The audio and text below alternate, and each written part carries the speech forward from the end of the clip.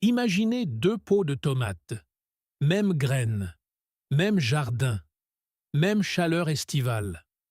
Le premier pot est confié à un jardinier attentionné, quelqu'un qui se réveille chaque matin à 6 heures, traîne un tuyau à travers le jardin et arrose pendant 20 minutes.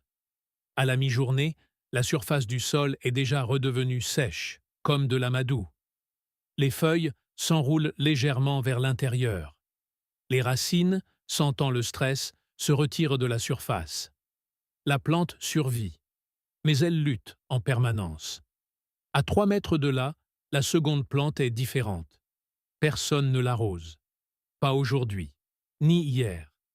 Mais quand vous enfoncez 2 doigts dans la terre près de sa base, la terre semble fraîche, ferme et tranquillement humide, même à midi, même en plein mois d'août. Entre les racines de cette seconde plante, enfouie juste sous la surface, se trouve un simple pot en argile. Il a coûté moins cher qu'une tasse de café. Il n'a ni pompe, ni minuterie, ni batterie, ni écran. Et pourtant, il délivre de l'eau à un rythme que les racines elles-mêmes contrôlent. Et si le système d'irrigation le plus intelligent jamais conçu n'était pas un produit, mais un simple morceau de terre cuite que les humains enterraient dans les jardins du désert il y a plus de 4000 ans? La plupart des jardiniers croient que l'eau est la partie simple. Vous l'apportez. Les plantes l'absorbent. C'est fait. Mais cette croyance omet la variable la plus importante de tout le système. Non pas la quantité d'eau que vous donnez, mais le moment où les racines peuvent réellement l'utiliser, et la pression à laquelle elle arrive. Voici ce qui se passe réellement lorsque vous arrosez un jardin en surface. Vous apportez l'eau sur le dessus du sol. La gravité l'entraîne par les chemins les plus rapides, généralement les fissures existantes, les poches d'air, la matière organique meuble. Une part importante de cette eau s'évapore dans les 2 à 4 premières heures, surtout par temps chaud. Des études mesurant l'évaporation du sol sous un soleil direct dans les climats chauds montrent des pertes d'humidité en surface allant de 30 à 60% en une seule après-midi. L'eau qui pénètre se répartit de manière inégale. Les 5 à 10 premiers centimètres peuvent être saturés, tandis qu'à 15 centimètres en dessous, dans la zone racinaire active, le sol reste sec. La racine est alors confrontée à un problème. Elle perçoit l'humidité au-dessus d'elle, mais les signaux provenant du sol environnant, pression osmotique, potentiel matriciel du sol, lui indiquent que l'eau disponible est instable. La plante réagit en fermant partiellement ses stomates. La photosynthèse ralentit. La croissance ralentit. La plante est techniquement arrosée, mais biologiquement stressée. C'est la variable cachée, le potentiel matriciel du sol. C'est la mesure de la force avec laquelle l'eau est retenue par les particules du sol, exprimée en kilopascal. Une zone racinaire bien hydratée maintient un potentiel matriciel entre 10 et 30 kPa. Au-delà de 70 kPa, la plupart des cultures potagères commencent à montrer des réponses de stress mesurables. Au-delà de 150 kPa, la croissance s'arrête effectivement. Le problème de l'irrigation de surface n'est pas le volume d'eau, c'est l'instabilité. La zone racinaire alterne entre saturation et stress à plusieurs reprises au cours de la journée et de la semaine. Chaque cycle coûte de l'énergie à la plante, de l'énergie qui pourrait autrement être consacrée à la croissance, au développement des fruits et à l'expansion des racines. La solution n'est pas plus d'eau. La solution est une distribution continue, stable et à basse pression directement dans la zone racinaire. Une distribution qui évite presque entièrement l'évaporation. Une distribution qui répond à la demande du sol plutôt qu'à un calendrier humain. La variable cachée n'est pas le volume d'eau, c'est la constance de l'approvisionnement au point d'utilisation. Le marché mondial de l'irrigation par goutte à goutte est actuellement évalué à plus de 6 milliards de dollars américains, avec des projections pointant vers 10 milliards d'ici la fin de cette décennie. Ce marché vante une promesse spécifique, un apport d'eau de précision directement dans la zone racinaire, réduisant le gaspillage et améliorant le rendement. La promesse est réelle. L'irrigation par goutte à goutte fonctionne vraiment. Mais examinons la structure réelle des coûts pour un jardinier amateur. Un kit de base d'irrigation goutte à goutte pour un potager de 20 mètres carrés coûte généralement entre 80 $ et 200 $, selon la marque et la complexité. Les systèmes avancés avec régulateurs de pression, minuterie et capteurs d'humidité du sol vont de 300 $ à 600 $ pour la même surface. L'installation nécessite une planification minutieuse de l'espacement des goutteurs, du tracé des conduites principales et de l'étalonnage de la pression de l'eau.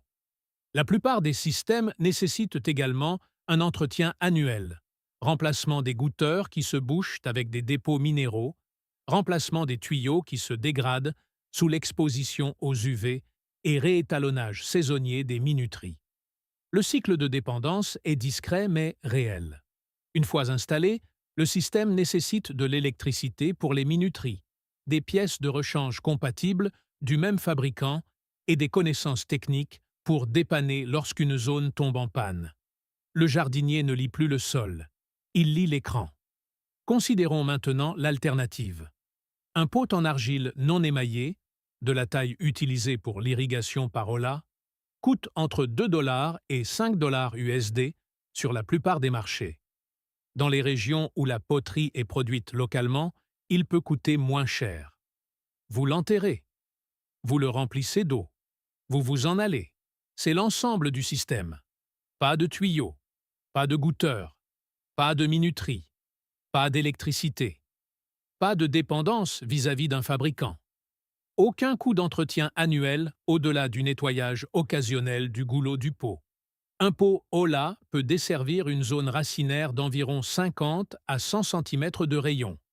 Un potager standard de 20 mètres carrés peut être desservi par 4 à 6 pots.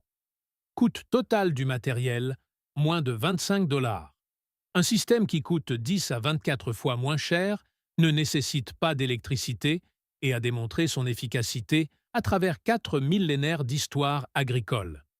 Ce n'est pas un argument contre l'irrigation moderne, c'est un argument pour comprendre quel outil une situation particulière requiert réellement. L'Ola n'est pas une idée nouvelle. Ce n'est pas une tendance de jardinage. C'est l'une des technologies d'irrigation documentées les plus anciennes de l'histoire humaine. Les preuves archéologiques situent l'irrigation par pot en terre cuite dans le nord de la Chine dès 2000 GG, pendant des périodes où la plaine du fleuve Jaune nécessitait une gestion de l'eau pour l'agriculture en saison sèche.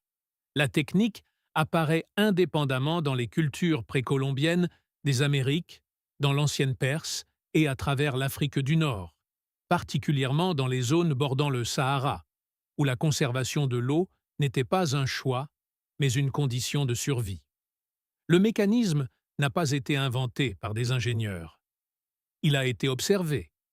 Les premiers agriculteurs ont remarqué que les récipients en argile non émaillés enterrés près des plantes et remplis d'eau permettaient aux cultures voisines de rester visiblement plus saines pendant les périodes sèches.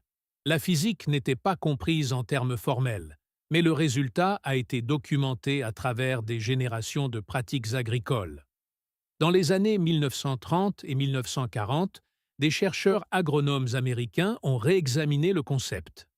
Des études menées dans les régions arides de Californie et du sud-ouest américain ont documenté que les parcelles irriguées par Ola montraient des rendements comparables ou supérieurs aux témoins irrigués en surface, avec des réductions de la consommation d'eau entre 30 et 70 %. La technique s'est effacée non pas parce qu'elle a échoué, mais parce qu'elle n'était pas adaptable à grande échelle. L'agriculture industrielle de l'après-guerre exigeait des systèmes pouvant être mécanisés, automatisés et déployés sur des milliers d'hectares simultanément. Un pot en argile dans le sol ne pouvait pas être automatisé. Il ne pouvait pas faire l'objet d'une marque. Il ne pouvait pas être vendu comme un consommable trimestriel. Elle n'a pas été remplacée par quelque chose de meilleur. Elle a été remplacée par quelque chose de plus rentable. La recherche à la fin du XXe et au début du XXIe siècle a officiellement réexaminé l'irrigation par Ola. Une étude de 2010 publiée dans Agricultural Water Management a révélé que l'irrigation souterraine par pose en terre cuite réduisait l'utilisation d'eau jusqu'à 70% par rapport aux méthodes de goutte à goutte en surface pour certaines cultures légumières, tout en maintenant des rendements équivalents ou supérieurs.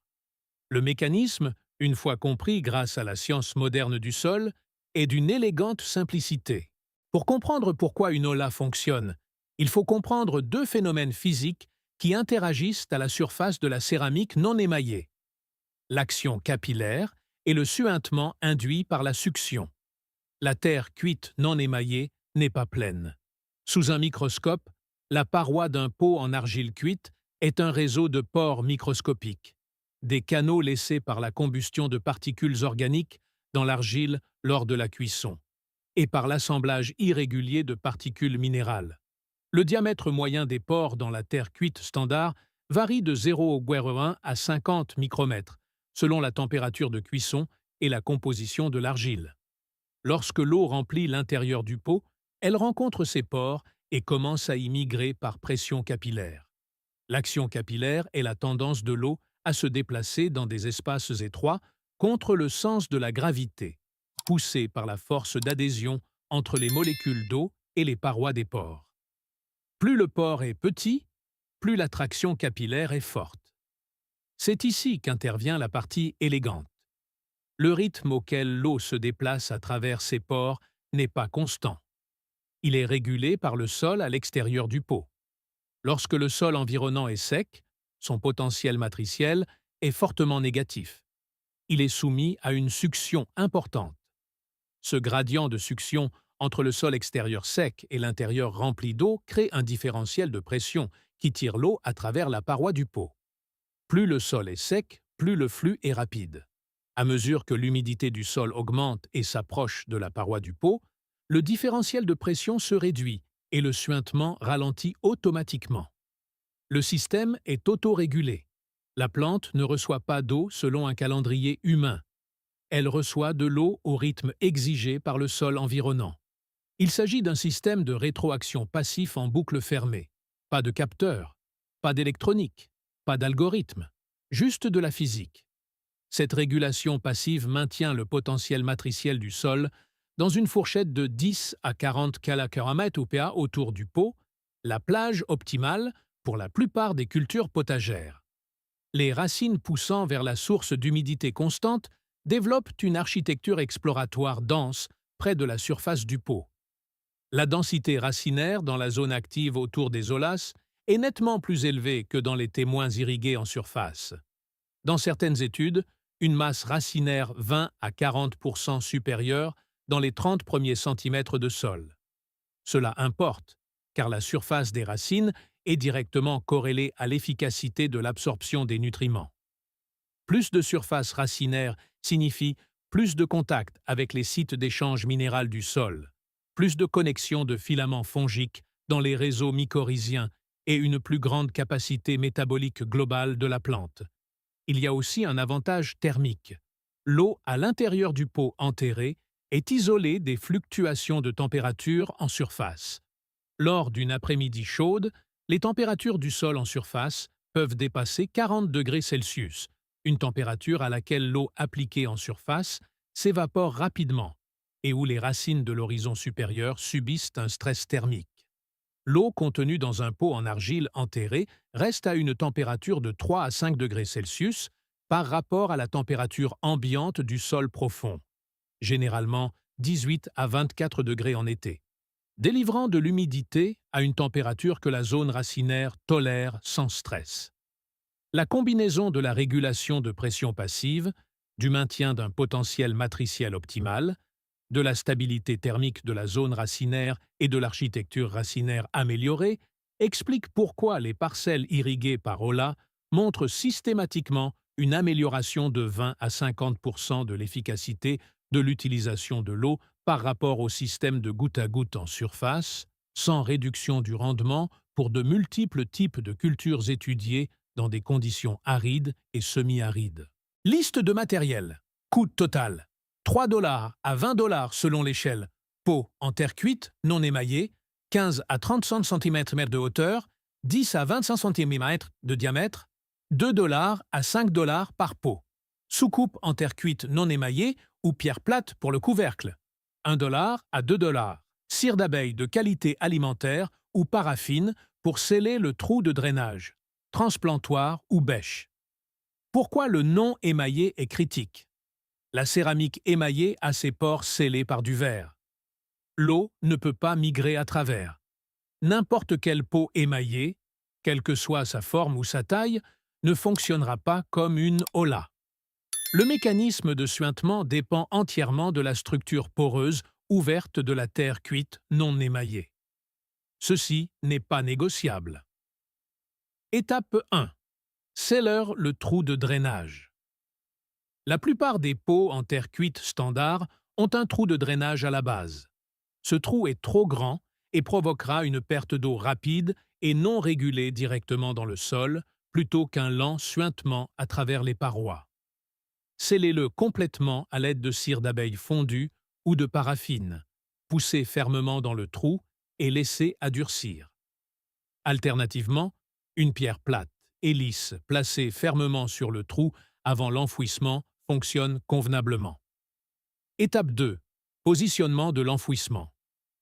Creusez un trou à côté de votre plante, mais pas entre la motte et la surface. Positionnez l'hola à une distance de 8 à 12 cm de la tige principale d'une plante établie et à 15-20 cm de la tige des semis pour éviter de perturber la croissance des nouvelles racines. Profondeur. Enterrez le pot de sorte que 90% de son corps soit sous la surface du sol, avec seulement le goulot et 2 à 3 cm du rebord exposé au-dessus du sol. Cette exposition est votre point d'accès pour le remplissage.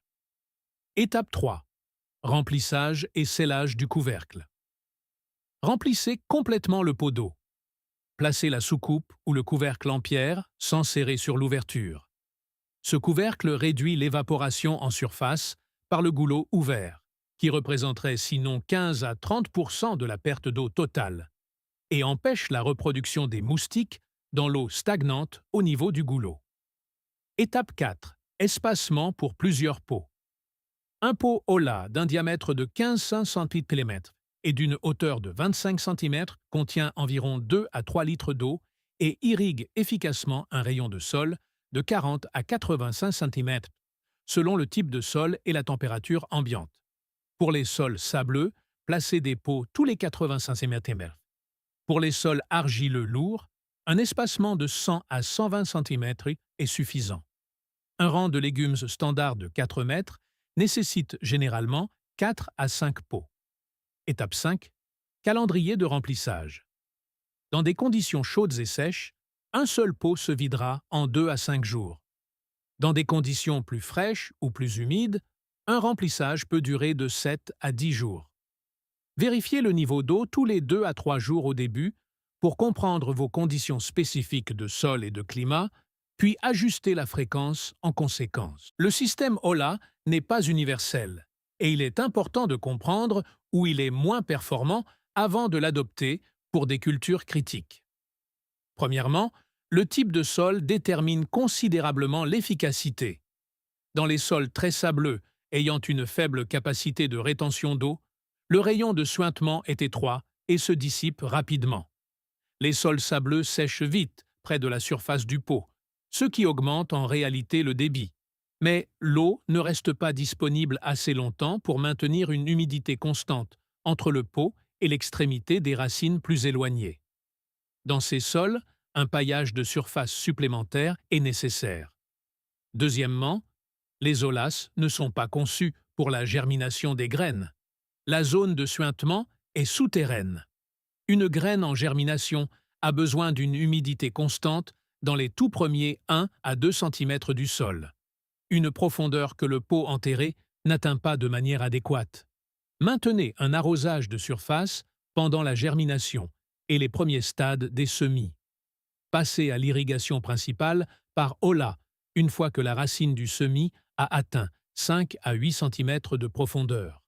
Troisièmement, dans les sols gorgés d'eau ou les sols argileux lourds avec un mauvais drainage, le différentiel de pression de suintement externe est réduit ou absent.